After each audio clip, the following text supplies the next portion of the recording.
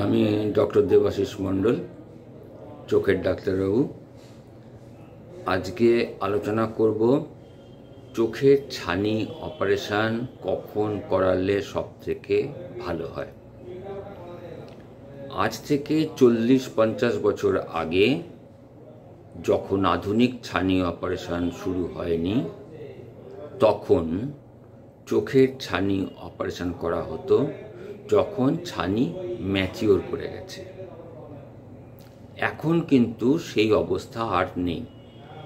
এখন আধুনিক যন্ত্রপাতির সাহায্যে চোখের ছানি ম্যাচিওর করার আগেই অপারেশন করা যায় এবং সেটা ম্যাচিওর করার অবস্থার অপারেশনের চাইতে বেশি ভালো হয়।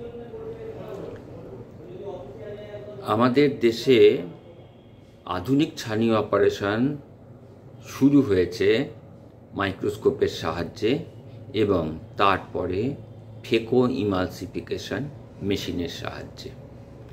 যখন ফেকো ইমালসিফিকেশন ছিল না, তখন ছানি কিভাবে অপারেশন করা হতো। আগে একটু জেনে নিই চোখের গঠন সম্বন্ধে। এটা চোখের একটা মডেল। চোখের সামনে একদম ওপরে প্লাস্টিকের মতন স্বচ্ছ একটি আবরণ আছে।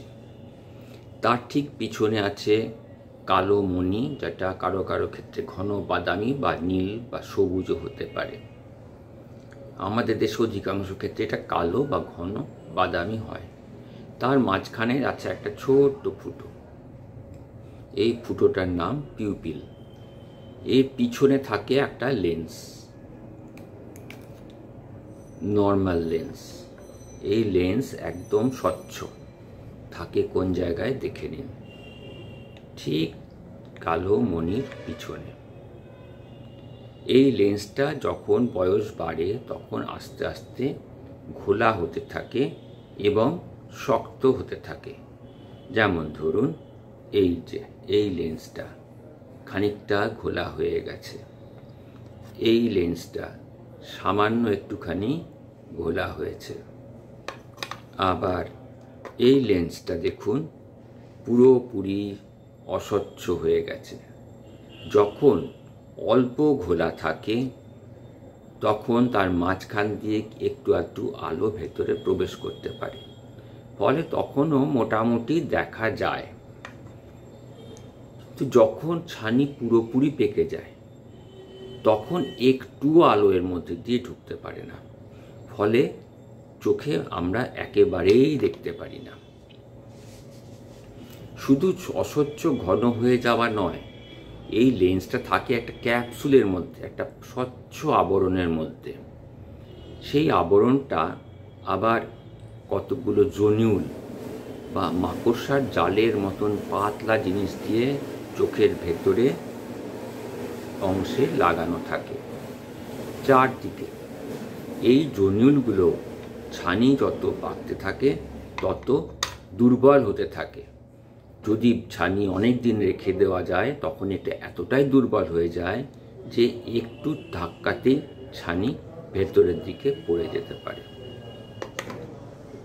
যখন খালি হাতে খালি চোখে অপারেশন করা হতো, চোখের ভেতরে লেন্স বসানো হতো না, তখন ছানিটা সম্পূর্ণই বের করে ফেলা হতো।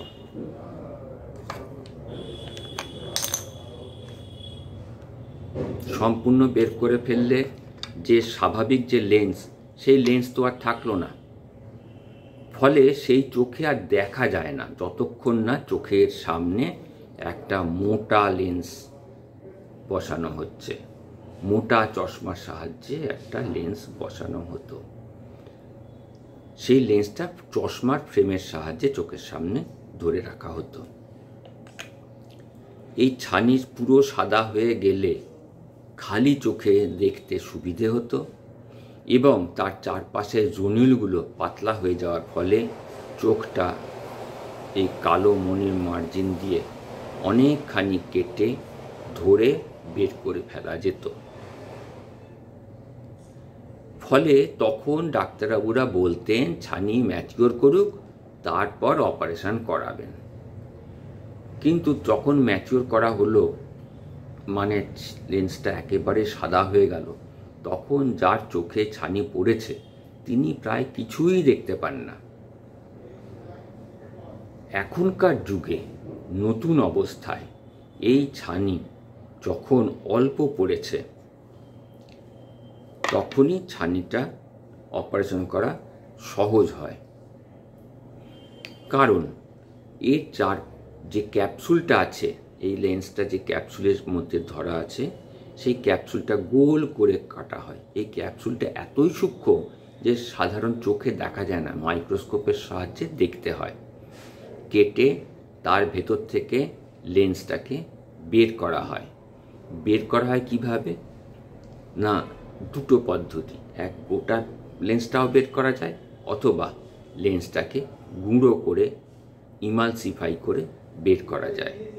যাই হোক না কেন, তারপরে চোখের ভেতরে একটা নকল লেন্স বা ইন্ট্রা অকিউলার লেন্স বসানো হয়। এই লেন্সটা আসল লেন্সের মতনই পাওয়ার থাকে, ফলে এই লেন্সটা লাগানোর পরে সেই মানুষটা প্রায় স্বাভাবিক দৃষ্টি ফিরে পান চশমা ছাড়াই। এই যে ছানি পুরো পাকার আগে অপারেশন করা হয় কেন? প্রথম কথা হচ্ছে, এই ক্যাপসুলটা শক্ত থাকে, তখনও কাটতে সুবিধে হয়। 2 নম্বর, এর চারপাশে যে জনিউলগুলোর সাহায্যে লেন্সটা ধরে রাখা থাকে চোখের ভেতরে, সেই জনিউলগুলোও শক্ত থাকে, ফলে লেন্সটা চোখের ভেতরে পড়ে যাবার ভয়টা কম থাকে। সেই জন্যে আজকাল বুদ্ধিমানের কাজ হলো ছানি পুরোপুরি পেকে যাবার আগেই সেটা অপারেশন করে ফেলা এবং তারপরে একটি লেন্স বসিয়ে দেওয়া।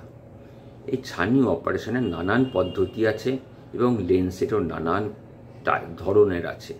সেই ধরন আর পদ্ধতিগুলো নিয়ে পরে একদিন আলোচনা করা যাবে।